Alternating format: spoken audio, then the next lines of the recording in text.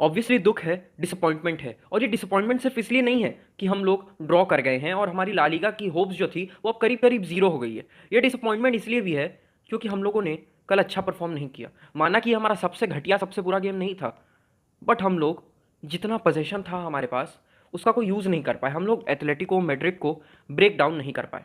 अगर तुम लोग फर्स्ट हाफ की बात देखो, अगर तुम लोग फर्स्ट हाफ को स्पेसिफिकली देखो, तो फर्स्ट हाफ में हम लोगों ने सिर्फ एक शॉट मारा है टारगेट पे, और वो भी मेसी के कारण आया था, मेसी के इतने अच्छे रन के कारण आया था। और अगर मैं फर्स्ट हाफ की बात करूं तो फर्स्ट हाफ में हमारे लिए बस दो ही हीरोज थे, एक टर स्टेगन, एक मेसी।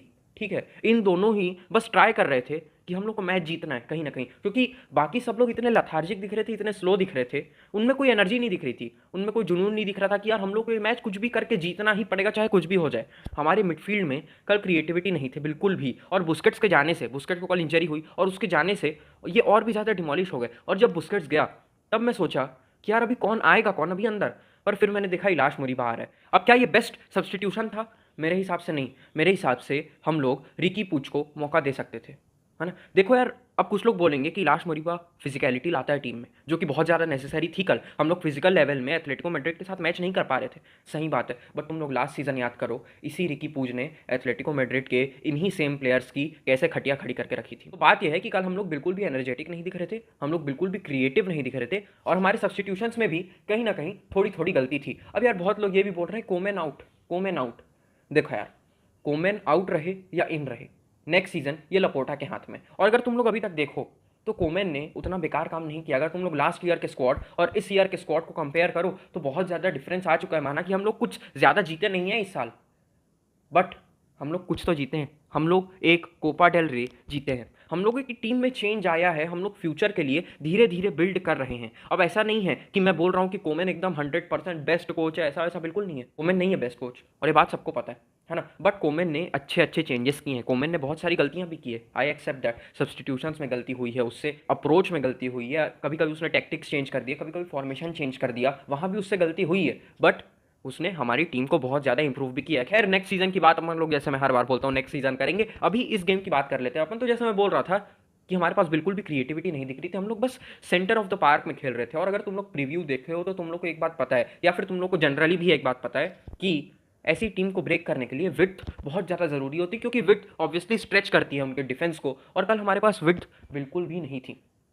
सर्जिनियो डेस्ट राइट हैंड साइड से बहुत कम आउटपुट, बहुत ही कम आउटपुट। मैं स्पेशली अटैक के टाइम की बात कर रहा हूँ, बहुत कम आउटपुट था सर्जिनियो डेस्ट का, और जॉर्डी अल्बा को भी कोई बहुत ज़्यादा आउटपुट नहीं था। अब यार देखो, हम लोग को इन दो पोजीशंस को बहुत अच्छे से ठीक करना पड़ेगा। अब ये एक ऐसा टाइम है ना कि हम लोग को पता है कि हम लोग शायद ला लीगा ना जीते, बट यही टाइम में हम लोग ये सोच सकते हैं कि हम लोग कैसे इंप्रूव कर सकते हैं खुद को नेक्स्ट सीजन के लिए, ताकि हम लोग और भी अच्छे हो जाए। और इस गेम को देख के एक बात तो पता चल गई कि हम लोग को फुल बैक्स चाहिए या विंग बैक्स, जो भी है, हम लोग को वाइडर रीजन्स के डिफेंसिव प्लेयर्स चाहिए।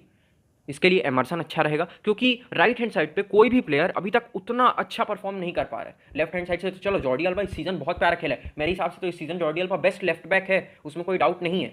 बट हम लोग को जॉर्डी अल्बा के रिप्लेसमेंट को भी देखना पड़ेगा। बेसिक बात यह है कि हम लोग को वाइडर रीजन्स में और ज़्यादा अच्छा होना पड़ेगा। कल हमारे वाइडर रीजन्स में बिल्कुल भी अटैक नहीं दिख रहा था, और उसके कारण हम लोग सेंटर में ही खेले जा रहे थे, और जब सेंटर में खेल रहे थे तब उससे और भी प्रॉब्लम हो रही थी, क्योंकि एथलेटिको मैड्रिड कॉम्पैक्ट रहती है, कोई रन बनाने वाला भी नहीं था। हमारे प्लेयर्स ने बिल्कुल भी रन नहीं बनाया, और स्पेशली बुस्केट्स के जाने के बाद फ्रैंकी डियोंग ने कहीं ना कहीं बुस्केट्स की जगह ऑक्यूपाई कर ली थी, और उसके कारण रन बनाने वाला और एक कम हो गया। हम लोग को पता है फ्रैंकी डियोंग कितने अच्छे रन बनाता है, बट बुस्केट्स के जाने के कारण फ्रैंकी डियोंग भी रन नहीं बना पा रहा था। तो बेसिक बात यह है कि कल ओवरऑल फर्स्ट हाफ में हम लोग बिल्कुल भी अच्छा नहीं खेले, और एथलेटिको मैड्रिड वाले अच्छे से खेल रहे थे। टर स्टेगन ने कल हमको बचा लिया। सुआरेज को देख लो यार, सुआरेज अपना कैंप नाउ में वापस आया था, और कितने कितने ज़्यादा एग्रेशन के साथ खेल रहा था, कितनी ज़्यादा एनर्जी के साथ खेल रहा था वो फर्स्ट हाफ में। मतलब इतने बार बॉक्स में जा रहा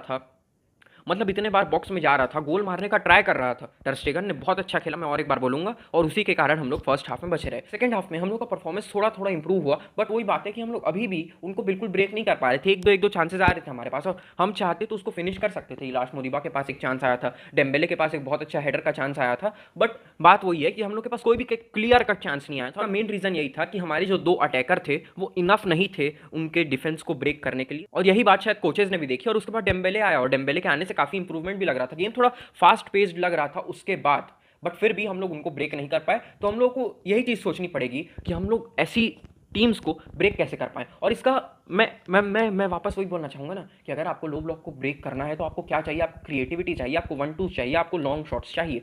कल क्रिएटिविटी कौन ला रहा था गेम में, बताओ? और क्रिएटिविटी को लाया भी कैसे, क्योंकि कोई रन बनाने वाला तो था ही नहीं। मेसी क्रिएटिव होने का ट्राई करता था तो अटैकिंगली सिर्फ ग्रीजमैन बच रहा था, और एक ग्रीजमैन उनके 3 राक्षस जैसे डिफेंडर्स के खिलाफ कहां से गोल मार लेगा? ठीक है, सीधी सी बात है। और इसलिए हमारी मिडफील्ड को और भी ज्यादा क्रिएटिव होना पड़ेगा, और हमारे मैनेजर्स को भी सही टाइम पे क्रिएटिव प्लेयर्स को अंदर लाने का, उनका टाइम अच्छे से मैनेज करना आना चाहिए। क्योंकि अगर तुम लोग देखो कि टाइम मैनेजमेंट पेड्री के साथ बहुत ज्यादा वीक है, पेड्री बेचारा इतने सारे गेम्स खेला है और अभी एकदम ऑब्वियस सी बात है कि उसकी क्रिएटिविटी उतनी नहीं है जितनी स्टार्ट ऑफ द सीजन में थी या जितनी मिड सीजन में उसकी थी। वहीं दूसरे साइड पे रिकी पूच जो भी एक क्रिएटिव प्लेयर है, करीब करीब दोनों सिमिलर प्रोफाइल के प्लेयर है। पेड्री का वर्क रेट ज्यादा है, मैं जानता हूं, पेड्री डिफेंसिवली ज्यादा हेल्प करता है, मैं जानता हूं, बट रिकी पूच कितना क्रिएटिव है तुम भी वो भी देखो। बट रिकी पूच कितना क्रिएटिव है वो भी देखो ना तुम लोग। और उस लास्ट 10 गेम में रिकी पूच को कितने मिनट्स मिले हैं बता दो मेरे को, ठीक है? तो बात वही आती है कि हम लोग को क्रिएटिव प्लेयर्स को और ज्यादा खिलाना पड़ेगा। अब बात कर लेते हैं 1-2s की। हम लोग 1-2s भी कल बिल्कुल नहीं कर रहे थे, हम लोग बस बैक पासिंग कर रहे थे, फास्ट मूवमेंट नहीं था ना। 1-2s करने के लिए आपको क्या चाहिए? आपको फास्ट मूवमेंट चाहिए ना। अगर पेप गार्डियोला का इंटरव्यू देखे हो तुम लोगों को क्या बोलता है?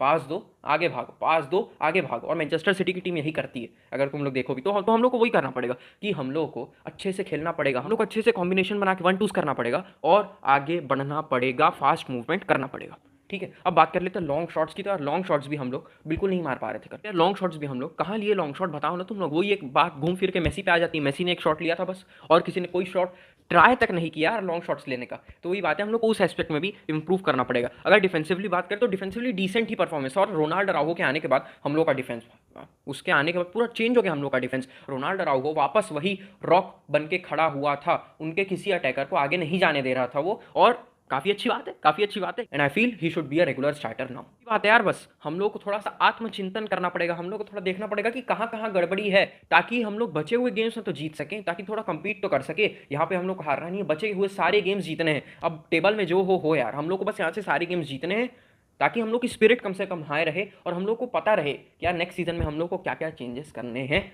और उन चेंजेस को हम लोग इंप्लीमेंट करें, ठीक है? तो यार अब मिलते हैं नेक्स्ट गेम के प्रीव्यू में। Biska L Barça.